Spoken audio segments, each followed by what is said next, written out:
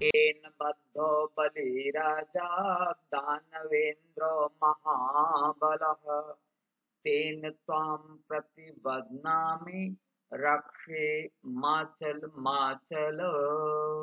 रक्षाबंधन का शुभ मुहूर्त 2026 में आप लोगों को ये बताते हुए बड़ा हर्ष हो रहा है कि इस वर्ष जो रक्षाबंधन का महापर्व है वह 28 अगस्त 2026 दिन शुक्रवार को है। सूर्योदय से सवा घंटे तक यानी सुबह प्रातः काल 4:45 से लेकर के 7 बजे तक का एक मुहूर्त है रक्षाबंधन का। दूसरा मुहूर्त है प्रातः काल 7:10 से लेकर के 8:03 तक का।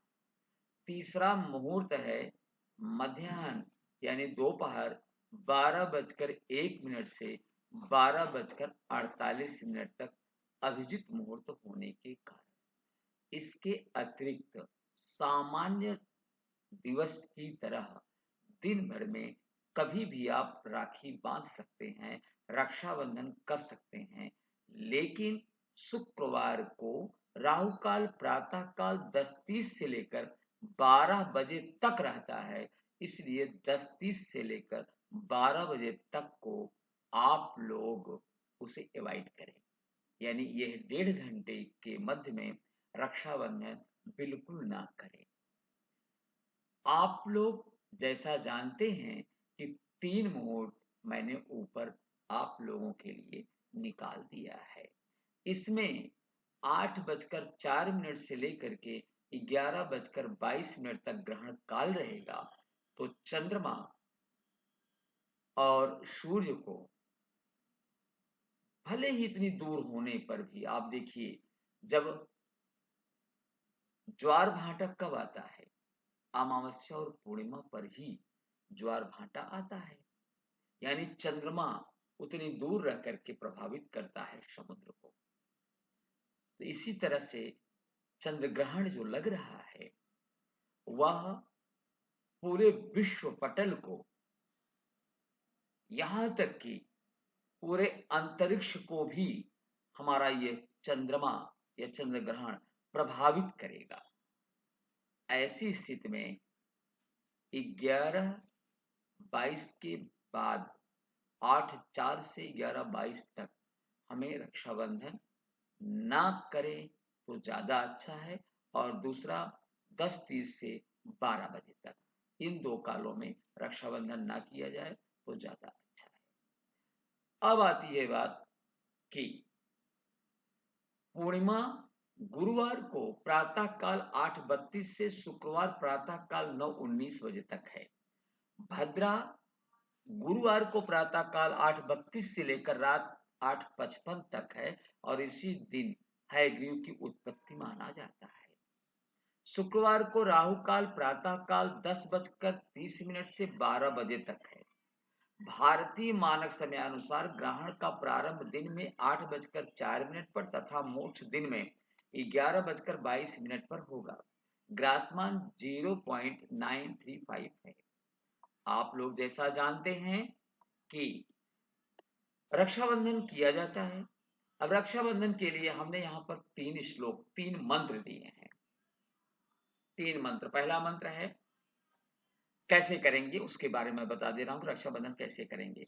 सबसे पहले आप एक थाली लेंगे, थाली को सजाएंगे, उसमें थोड़ा सा पुष्प, रोली या चंदन या अष्टगंध का चंदन, कोई एक चंदन रख लेंगे, कुछ ना हो तो हल्दी रख लेंगे, और उसके बाद में अक्षत। अक्षत वो होता है जो चावल टूटा हुआ ना हो, उसे आप रख लेंगे, और एक दीपक जला लेंगे।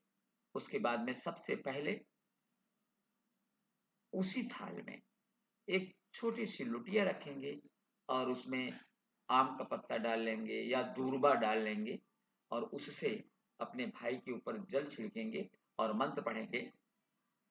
ओम स्वस्ति न इंद्रो वृद्धश्रवाः स्वस्ति नः पूषा विश्ववेदाः स्वस्ति नस्तार्यछो अरिष्टनेमिः स्वस्ति न बृहस्पतिर्दधातु।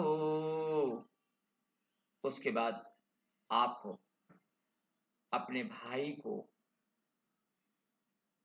तिलक लगाएंगे और तिलक लगाते समय मंत्र पढ़ेंगे, ओम आदित्या वसवो रुद्रा विश्वे देवा मरुद्गणा तिलकन्ते प्रयच्छन्तु धर्म कामार्थ सिद्धये। उसके बाद तिलक जब लगाएंगे तो उसके बाद में अक्षत भी लगा देंगे उसी के साथ में, और फिर मंत्र पढ़ेंगे। कलाई में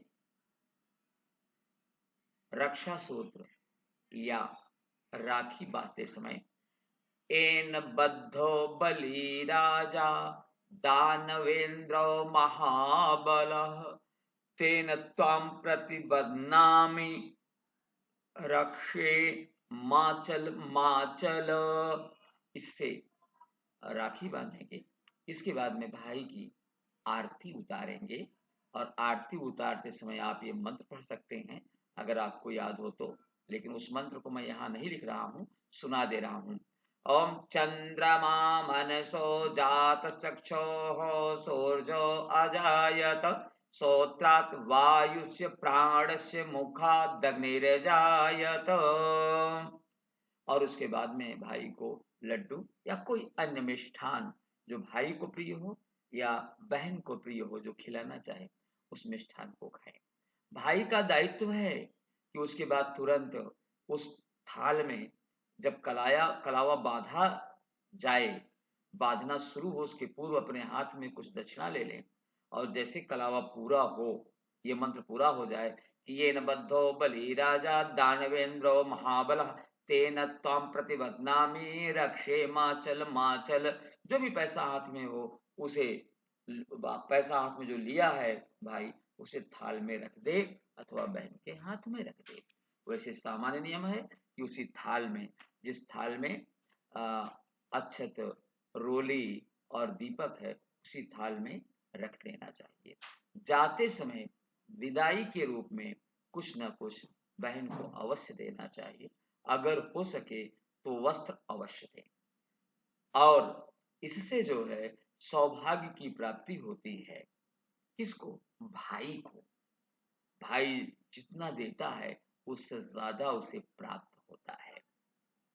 ऐसे समय पर समस्त भाइयों को उदार होकर के, सभी भाभियों को भी उदारता के साथ अपनी ननद को या भाई को, भाई बहन को उदारता के साथ कुछ ना कुछ अर्पण करें और दान करें।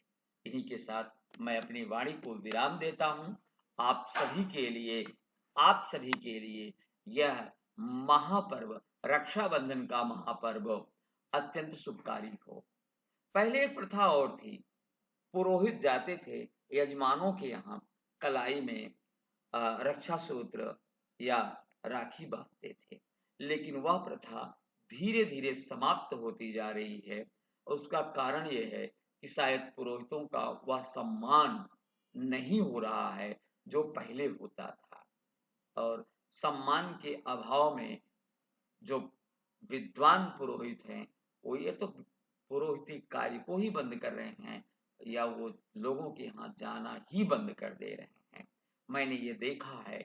इसके पीछे कहीं ना कहीं समाज की उदारता निश्चित रूप से कार्य कर रही है, जिससे कि पुरोहित लोग, जिसका कार्य था कि पुर की रक्षा करना, परिवार की रक्षा करना, कुटुंब की रक्षा करना, जहां से जुड़े रहते थे, अब वो इस कार्य से पीछे हट रहे हैं।